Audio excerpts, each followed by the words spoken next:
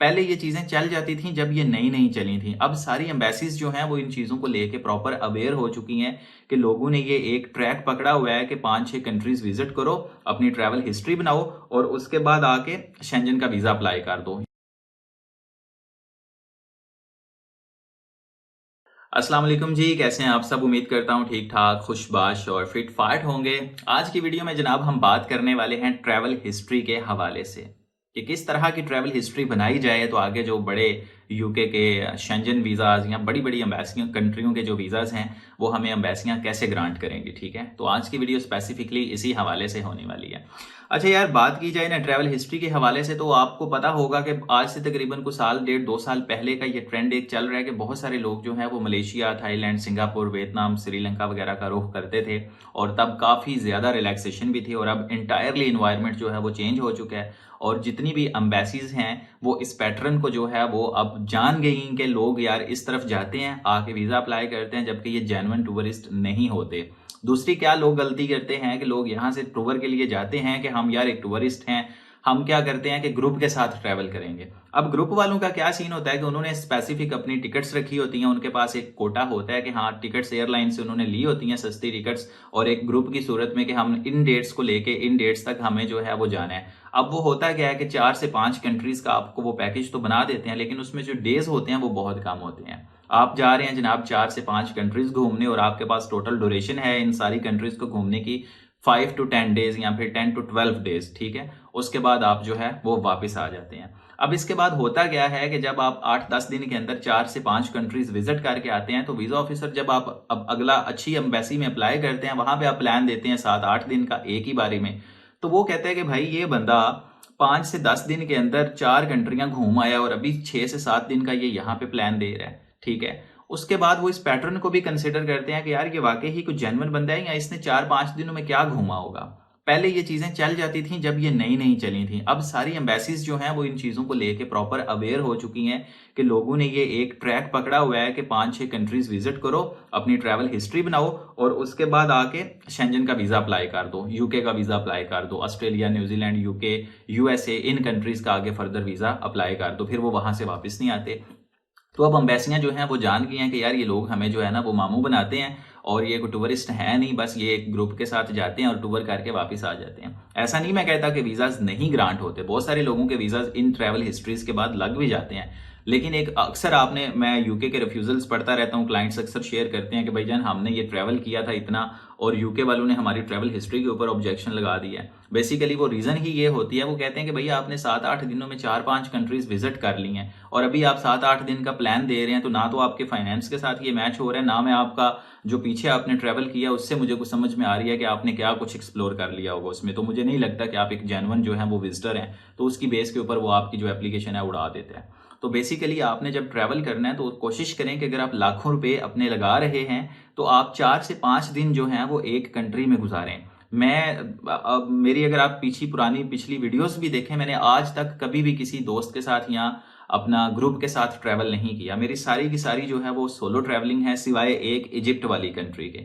Egypt का मैंने अपने एक दोस्त के साथ ट्रैवल किया था, वो भी मेरा तकरीबन 7 से 8 दिनों का ट्रिप था सिर्फ और सिर्फ इजिप्ट का। तो उसके बाद मैंने जितनी भी ट्रैवलिंग की है वो सोलो ट्रैवलिंग की है मैंने। ठीक है, और मैं जहां भी जाता हूं मैं 4 to 5 डेज मिनिमम एक कंट्री में स्पेंड करता हूं और अब अल्हम्दुलिल्लाह मेरे पास तकरीबन जो मुझे वीजाज चाहिए थे वो सारे मेरे पासपोर्ट पे लगे हुए हैं। ठीक है, तो कोशिश करें कि जब आप अपना लाखों रुपए इन्वेस्ट कर रहे हैं तो आप 4 to 5 डेज जो है वो मिनिमम किसी एक अपना कंट्री में स्पेंड करें। इससे ये शो होता है कि आपने कोई टाइम आउटसाइड गुजारा है और कुछ एक्सप्लोर किया आपने, उसके बाद आगे आप फर्दर दूसरी कंट्री में गए हैं। हाँ, अगर आपका कैजुअली कोई पैटर्न बन जाता है, जैसे आपने फर्ज करें सऊदी अरब जा रहे हैं और आपने कतर की एयरलाइन ले लिया, ठीक है, तो जाते जाते आपका ले ओवर बीच में आया, आपने एक ट्रांजिट डाल लिया जिस तरह लोग श्रीलंका के वाली साइड में करते हैं, तो वो जस्टिफाई हो जाता है। लेकिन आपका हर जगह पे ही 1 से 2 दिन का स्टे हो तो वो गुजारे लायक नहीं होता। अब इसी तरह मेरे अपने क्लाइंट हैं, हस्बैंड वाइफ थे दोनों, उनका मैंने यूके का वीजा किया है, अल्हम्दुलिल्लाह उनका 2 दफा यूके ने वीजा रिफ्यूज किया था और एक दफा यही रीजन दी थी कि आपकी जो ट्रैवल हिस्ट्री है उससे मैं कुछ सेटिस्फाई नहीं हूं और साथ में फाइनेंशियल जो है वो ऑब्जेक्शन लगा था। तीसरी दफ़ा अल्हम्दुलिल्लाह मैंने उनका जो केस था वो विन कर लिया और अभी जो है वो अपना ट्रैवलिंग वगैरह भी कर रहे हैं और अब उनके पास बड़े बड़े वीज़ाज़ भी हैं। ठीक है, तो बात होती है सारी, मकसद आपका इस वीडियो बनाने का मकसद इतना सा है कि आपको प्रॉपर इस चीज़ के बारे में अवेयर कर सकें कि प्रॉपर इतना पैसा जो आप लगा रहे हैं, सेविंग्स अपनी उड़ा रहे हैं इन चीज़ों के ऊपर कि मैं जाऊंगा 5-6 कंट्रीज एक ही दफ़ा विजिट करके आऊंगा, तो वो कोई जो है ना वो आपको अब फ़ायदा नहीं देती। आप थाईलैंड जाएं, मलेशिया जाएं, सिंगापुर, ये सारी विजिट करें 4 to 5 डेज का आप जो है वो वहाँ पे प्लान एक एक कंट्री का करें। उसके बाद आते ही फॉरेन शेंजन या किसी बड़ी कंट्री का वीज़ा अप्लाई ना करें, उसके बीच में आप थोड़ा सा गैप दें, मिनिमम 3 to 4 मंथ के बाद आप अगेन कोई दूसरी कंट्री विजिट करें, जैसे इजिप्ट हो गया, अजरबैजान हो गया, टर्की हो गया। इस तरह ग्रेजुअली आप अपनी ट्रैवल हिस्ट्री को थोड़ा सा प्रॉपर मेंटेन करें, उसके बाद फिर आप जो है वो स्टेप बाय स्टेप जाएं। अब कुछ लोग ऐसे होते हैं वो रिस्क ले लेते हैं, उनके फाइनेंशियल सर्कमस्टांसिस बहुत अच्छे होते हैं, होम टाइज बहुत अच्छी होती है, इकोनॉमिकल कंडीशन उनको सपोर्ट कर रही होती है, तो वो राइट अवे फ्रेश पासपोर्ट पे या 1-2 कंट्री के बाद ही वो अपना बड़ा रिस्क ले लेते हैं और मोस्टली लोगों के वीज़ास जो हैं वो ग्रांट भी हो जाते हैं। तो इस केस में ये ज़रूरी नहीं है कि आप जो है वो बिल्कुल कहें कि यार अब मैं तो ट्रैवल हिस्ट्री नहीं की है, मैंने बनाई नहीं है, तो मेरा कोई दूसरा वीज़ा नहीं लगेगा। ट्रैवल हिस्ट्री इनडायरेक्टली कह सकते हैं आपके सपोर्ट करती है आपको, लेकिन किसी भी एम्बेसी की ये कोई रिक्वायरमेंट नहीं है कि ये बंदा ट्रैवल हिस्ट्री बना के आएगा तो हम इसको वीज़ा देंगे। ठीक है, अब यूके आपको पता है फ्रेश पासपोर्ट पे भी वीज़ा दे देता है। मेरे बहुत सारे क्लाइंट्स के यूके के फ्रेश पासपोर्ट पे वीज़ाज लगे हैं, कोई या उम्रा मैक्सिमम उन्होंने किया है या कुछ दुबई का एक आधा ट्रैवल है, कुछ के तो वो भी नहीं थे। तो जब वो वीज़ा देने पे आए तो आपके फाइनेंशियल सर्कमस्टांसिस जब प्रॉपर मेंटेन होते हैं तो वो वीज़ा तब भी दे देते हैं। लेकिन अगर आप ऑब्वियसली आपकी कोई बहुत ज़्यादा होम टाइज स्ट्रॉन्ग नहीं है, मेरी तरह आप सिंगल हैं, तो आप थोड़ी ट्रैवल हिस्ट्री की तरफ अगर आप कहते हैं कि यार मैंने ये बनानी है, उसके बाद मैं आगे फर्दर वीज़ाज अप्लाई करूंगा तो मेरे जो वीज़ाज हैं वो ग्रांट होंगे, तो आप कोशिश करें कि आप मतलब 4-5 डेज का प्लान एक कंट्री का रखें, फिर आगे दूसरी में जाएं, फिर तीसरी में, इस तरह करके आप प्रॉपर एक टूर अपना करके आएँ वापस। वो आपको मज़ा भी आएगा, आपके पास नॉलेज भी होगा, आपको प्रॉपर एक एक्सपीरियंस भी मिलेगा। आगे फर्ज करें आप कोई यूएस एम्बेसी में आप जाते हैं, वहां से आप इंटरव्यू से वो पूछ लेता है कि भाई आप कहाँ कहाँ गए हो, तो 1-2 दिन का टूर आप जो करके आए उसमें तो आपकी थकावट ही नहीं उतरेगी, या मैक्सिमम आपने कोई एक कैपिटल सिटी 2-4 स्ट्रीट देख लेंगे तो क्या ही आप उसको बताएंगे। ठीक, तो आप कोशिश करें कि जो आपने ट्रैवल हिस्ट्री बनानी है अपने, अगर आप पैसे लगा ही रहे हैं तो वो थोड़ा सा जो है वो अपने दिन को एक्सटेंड करें, ना कि ग्रुप टूवर्स के चक्रों में जो है वो आप 5-7 दिनों के अंदर अपने फांडा लगाएं जी कि लो मैंने मामू बना देना अब एम्बेसी को और मेरी ट्रैवल हिस्ट्री जो है वो बन गई है। तो इस तरह से कोशिश करें कि आप एशिया वाली साइड विजिट करें, फिर अफ्रीका वाली साइड विजिट करें, ठीक है, मिडल ईस्ट का कोई 1-2 कंट्री टच करें, तो आपका एक ये सर्कल बनता जाएगा। उसके बाद फिर आप आगे कोई बड़ा रिस्क ले सकते हैं अगर आपने इस तरीके से चलना है। अदरवाइज आप अपने फाइनेंस को मेंटेन करके तो डायरेक्ट भी आप वीज़ा अप्लाई करें तो इंशाल्लाह आपको वीज़ा मिल जाएगा। ज़रूरी नहीं है कि आपने कोई बहुत बड़ी ट्रैवल हिस्ट्री बनानी है तो उसके बाद ही आपको वीज़ाज मिलेंगे। तो ये ओवरऑल जनाब ट्रैवल हिस्ट्री का एक कंसेप्ट था। बहुत सारे लोग जो पूछ रहे थे, होपफुली अब आपको मैंने प्रॉपर एक्सप्लेन कर दिया इसके पीछे की स्ट्रेटजी क्या है और किस तरह से लोग अब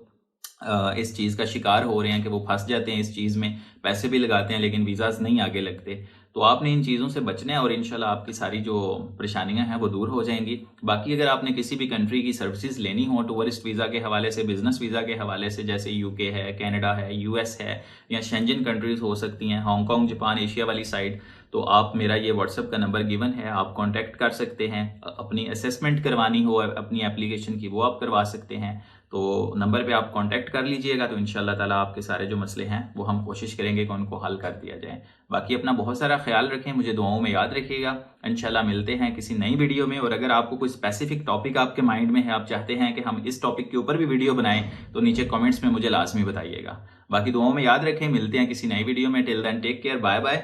अल्लाह हाफिज़।